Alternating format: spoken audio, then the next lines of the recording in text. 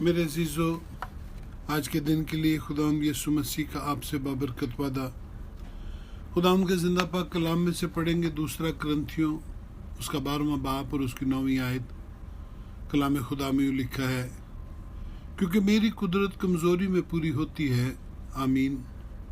खुदा की कुदरत के इजहार के लिए ज़रूरी है कि हम नहायत कमज़ोर हो जाएं। हमारे बदन में ज़ाहिरी तौर पर कुव्वत नज़र ना आए, बल्कि हम दूसरे लोगों से कमतर मालूम हों। तभी खुदावंद अपनी कुदरत को हमारी ज़ात से आश्कारा करेगा, ताकि सारा जलाल उसके यीशु नाम को मिले।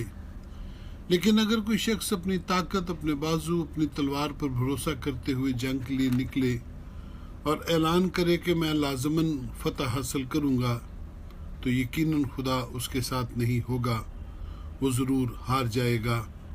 जो अपनी ताकत पर, अपनी सलाहियत पर फख्र करते हैं, वो खुदावंद के लिए किसी काम के नहीं। खुदावंद की खिदमत के लिए ज़रूरी है कि ईमानदार को अपनी कमज़ोरी का पूरी तरह इल्म हो और खुदावंद के सामने इकरार किया जाए कि मुझ में कोई खूबी बसी हुई नहीं है।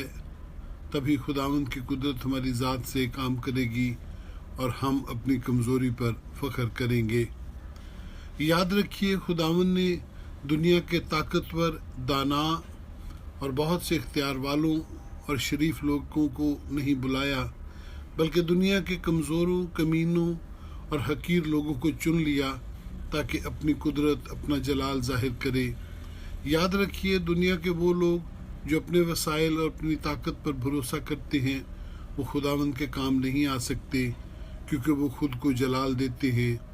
खुदा उस काम को और उस खिदमत को कभी कबूल नहीं करता जो उससे मदद मांगे बगैर की गई हो। मेरे अजीज़ो, आपकी कमज़ोरियाँ आपके बातन को खाली करती हैं, और जब आप खाली होते हैं तब ही खुदावंद आपको अपने आसमानी ख़जाना से, यानी अपने रूल कुद्दस से भरेगा। जब आप अपनी कमज़ोरियों को कबूल करते हैं, तभी उसकी कुदरत आपको अपना बर्तन बनाती और अपना जलाल जाहिर करती है। आपका खाली होना ही आपकी मामूरी का शुरू है। आमीन सुम आमीन। खुदावंद आपको बरकत बख्शे।